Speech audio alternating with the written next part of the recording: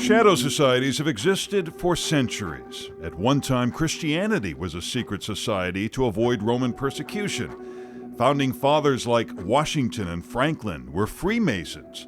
The Mafia is a secret society.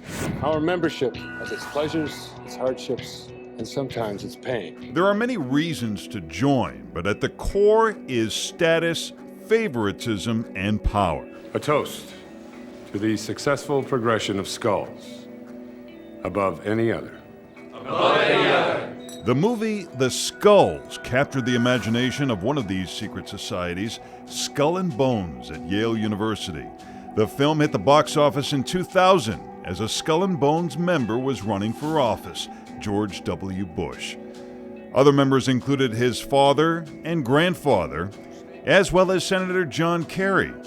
Skull and Bones was started in 1832 when people were starting to become suspicious of organizations like the Freemasons. So two men decided to make their college fraternity a secret society.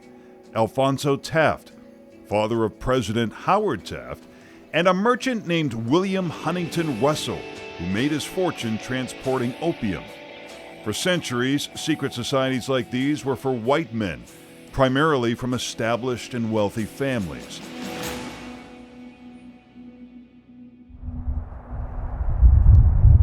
That is not Ian Smith, one of the few African Americans chosen for one of Harvard's secret societies, the Delphic Club. Why did they pick you?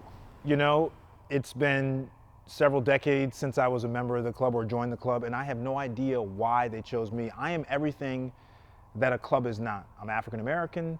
I was not wealthy by any stretch of imagination. I come from a working class family. I had no legacy whatsoever at Harvard or in this kind of elite world. I don't know why they chose me, and they don't tell you why they chose you. Under his dorm room door in 1988, he received an invitation with 3 blue torches. That card opened a door to a world most never see.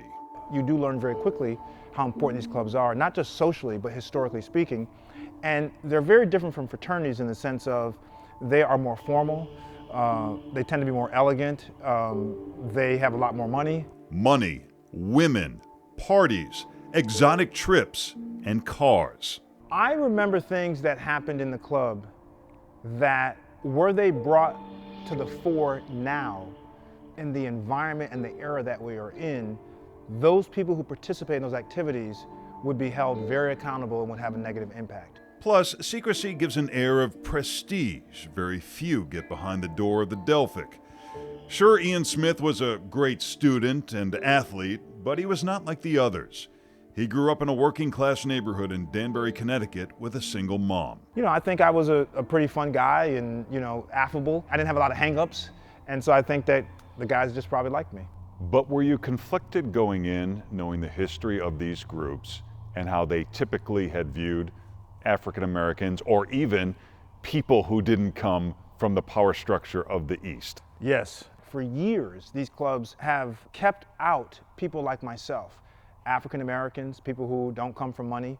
And so here I was, almost feeling like I was betraying my past because I was joining a club that stood for things that either demeaned or didn't represent where I came from. And so, yeah, that was problematic for me, but my curiosity won over. Did you justify it by saying, hey, maybe I can reform this group from the inside?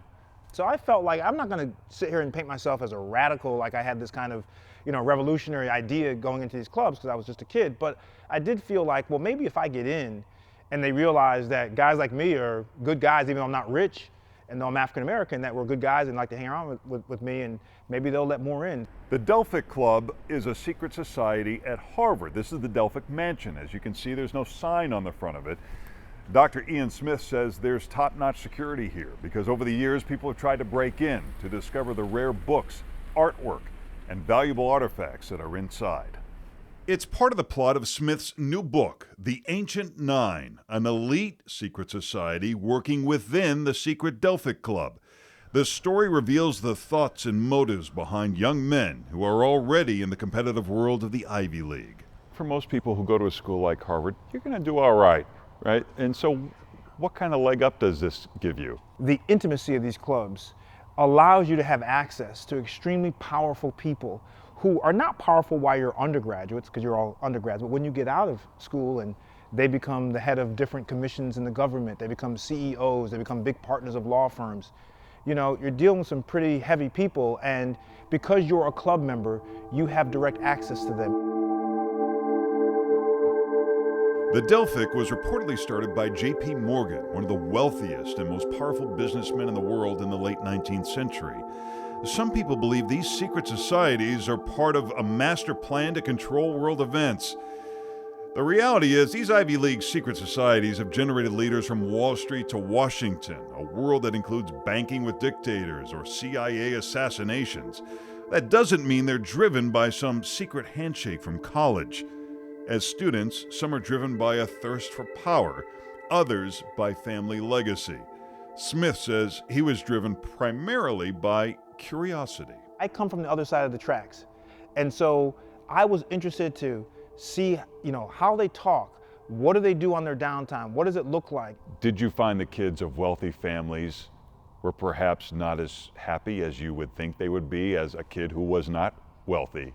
They were what I expected, in the sense of, these elite, very privileged kids who had a very different lifestyle that to me was very surreal.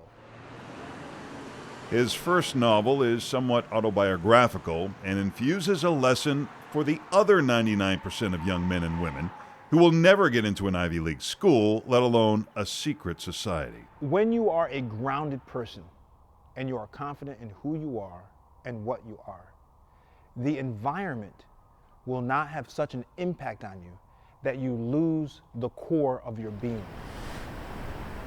The clubs are not affiliated with Harvard. The university has tried to shut them down for not being inclusive. Currently, they've taken their biggest push ever to try to squash these clubs. That is, you can't be a captain of a varsity athletic team, you can't hold a student government position, and also they will not give you recommendations for scholarships like the Rhodes Scholar or something like that. They won't give you these referrals and recommendations. So they're trying, but at the end of the day, these clubs, in my opinion, will be around forever because these clubs are independent organizations, whether the university likes them or not.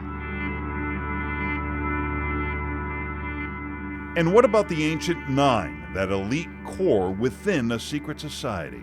The Ancient Nine represents a group of anonymous men who are basically a secret society within the secret society. They've been rumored for many, many years. I will not say whether or not they exist. In secret societies, sometimes the secret isn't about the secret, but whether you can keep it. Smith didn't. He didn't give away all the Delphic secrets, but as he said too much, he says he's not worried. The line between corporate networking and world domination is often set in conspiracy theorist paranoia and Hollywood producers' imagination.